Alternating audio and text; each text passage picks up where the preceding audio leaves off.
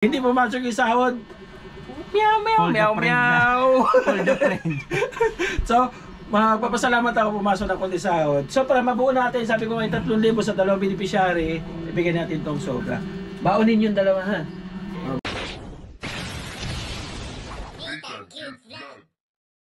So ayun nga guys, muli nagbabalik ngayon dito. This is a good vlog.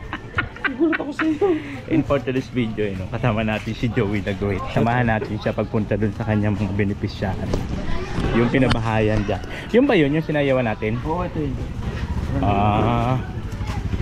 Okay, so yun po yung pupuntahan natin ngayon. Yun po yung sinayawan namin. Kasama pa namin si Butiti dati. Oo, sama si Kuya Bal. Palinga para may catering to dati. Oo nga, may catering. So yun yung pinabahayan ni Joey the Great. So bibisitahin natin siya ngayon kung ano na pong status. Ano pa sa ilang taon? Yan yung bahay niya, oh. Nandiyan kaya? Parang wala man tao.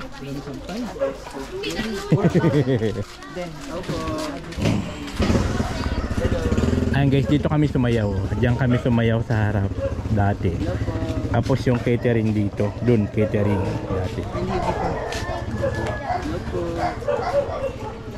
Walang tao, ah. Stop. So, Uy.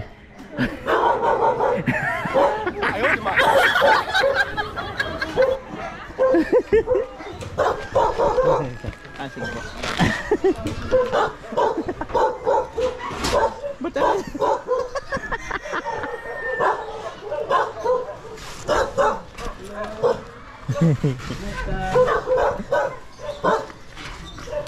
Sila. Sila. Hello. Open mo na. Nag-ano siya, nagbibihis. ha? Nagbibihis. Baka masilipan mo. Tindahan to dapat, di ba?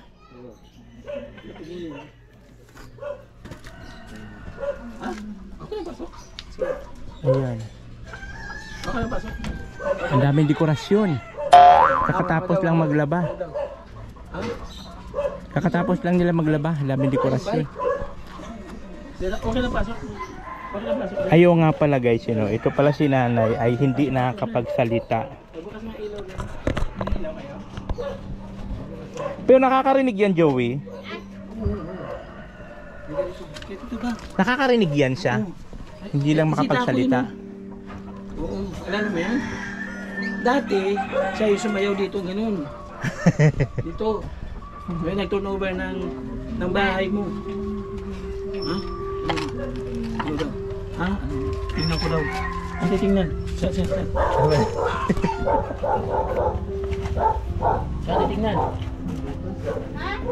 Ang tatangos ng ilong nila? Ba't ang tatangos ng ilong nila? Ayaw, di ma! Hello!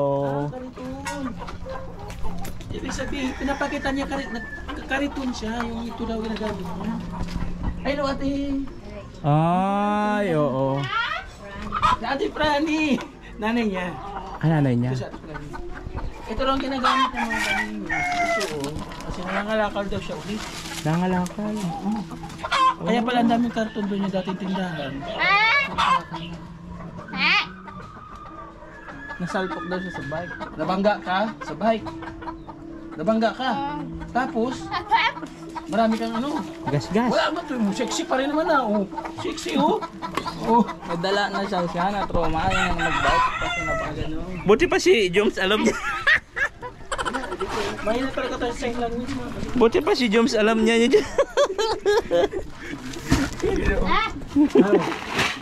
Buti pa si Joms alam niya yun. Ano daw? Di ba? Kaya mo yan. Ikaw nga. Ikaw nga. Ano sabi niya? Ano sabi niya? Dito. Dalawa. Oh, dalawa. Tatlo. Isa. Tatlo. Doon. Nagbabike. Nagbabike daw. Bike lang natin diyan mo. Oh. Alas 4. Ano yun? Tumba daw. Tamba. Ayaw, di ma! Oh, galing! Lagay kita, Mike ha. Paano mo mic yan? Di man nagsasalita. Wala pala. Ito muna si ate. Papag micin mo yan, di mo nga di nga nagsasalita. Walang ilaw. Ang ko talaga gagawin.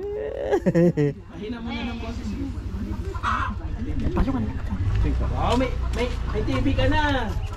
Ano ba TV? Dito ka na. Oh. Dito mo. Ano ba? Ay. Ha? Ano yun? Oh, gusto mo i-classmate mo. Ano sa Ate Fran? May ano na siya. Dati wala siyang TV. Oh, ngayon may TV na. Paano yung TV? Paano? Oh, wait. TV. TV yun. Sakit TV. yan. Ha? Sakit ba yun? Sakit man yun, sakit. TV ganun. Okay. TV ka na. Ba't Utang, 5-6. nangungungo ka man. Ito nga, ano Mike? Nahirapan ako Mike. Ba't nangungungo ka man? Binata, ano? Wala ka namang batang to. Kumusta kayo? Ayun yung panganay niya. Okay lang. Anong grade ka na? Hindi, alis po ako. Arts ka?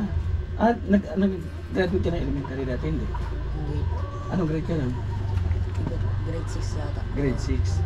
Hindi mo matanda. Sige ate. Ano po, grade 2 na. Ha? Grade Grade 2 ka? Ilan na ka? Patay pa ba? Ito yung bunso niya. 2. Opo. Ito yung iba rin yung tatay. Anak ni Jones. Oy, ka talaga. O yung gwardiya. Kasi may nakarelasyon siyang gwardiya. Ito daw yung anak. Ito daw yung anak. Maganda.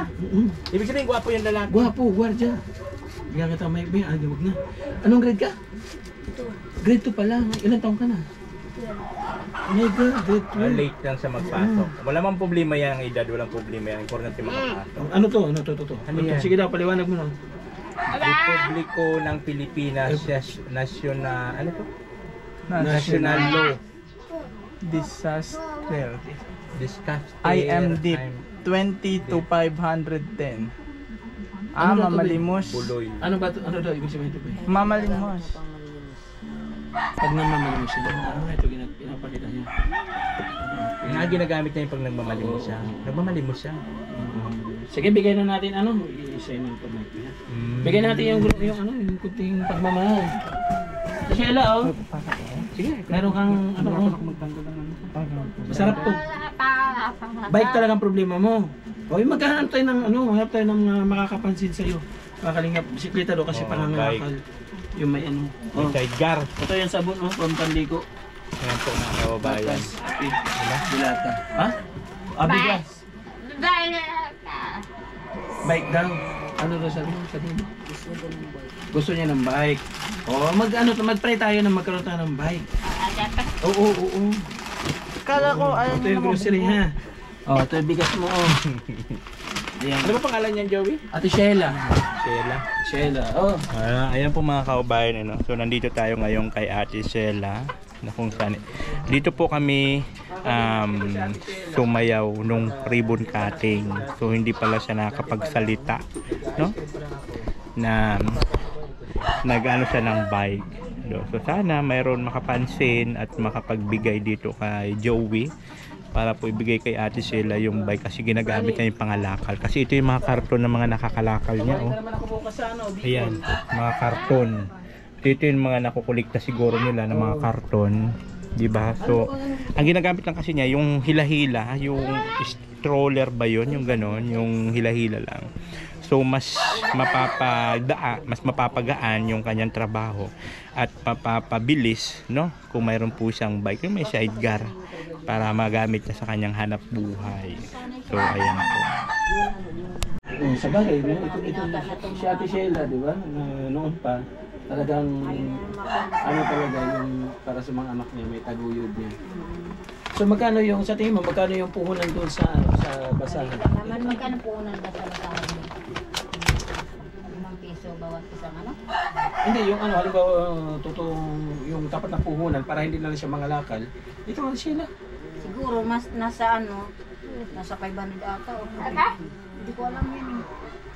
Ang 500? Siguro sabi natin 1,000 puhunan o 2,000. Malaking panimula para sa kanila.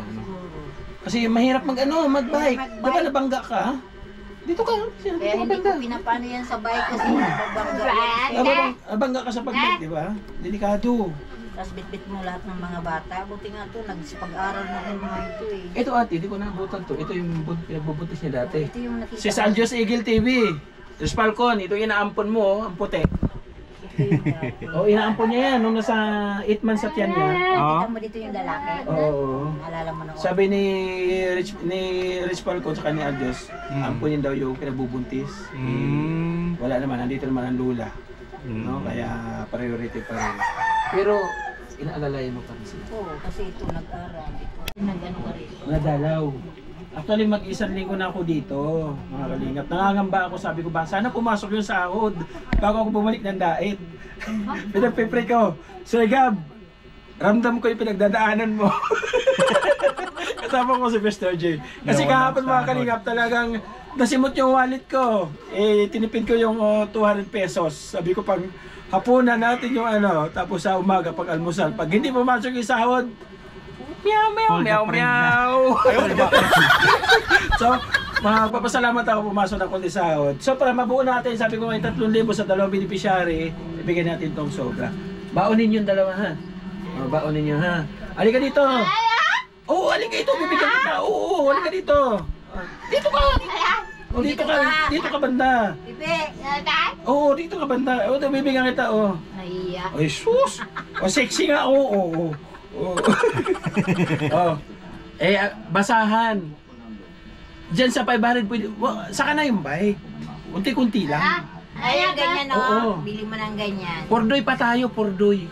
O sige, mag-request ka sa kanila. Sabi mo, bike ka mo. Sabi mo.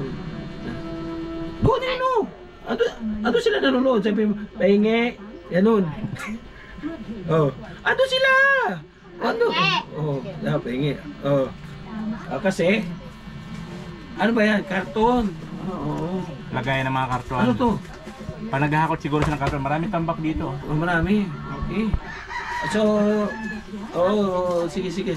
So ngayon mga kalingap, pag-pray natin na ano, na mabalikan natin sa pagbalik mag-rent. So ayan po. So sana may makapansin po dito sa vlog natin, no. Kung hindi makita kay Joey dito sa vlog ko, dito po kay Ate Sela, na kung saan isa ito sa napabahayan ni Joey dito po sa Dasma. So hindi po siya makapagsalita, no, pero masipag siya maghanap ng buhay para sa kanyang mga anak. Ayan po. So sana mayroon makapansin at makapagbigay ng bike para po kay Ate Sela. Halika at tumawa ka, Nathan Cute Vlog ang magpapasaya. Handa rin tumulong sa mga kapwa, pagtulong sa nangangailangan di magsasawa. Nathan Cute Vlog ang hanapin.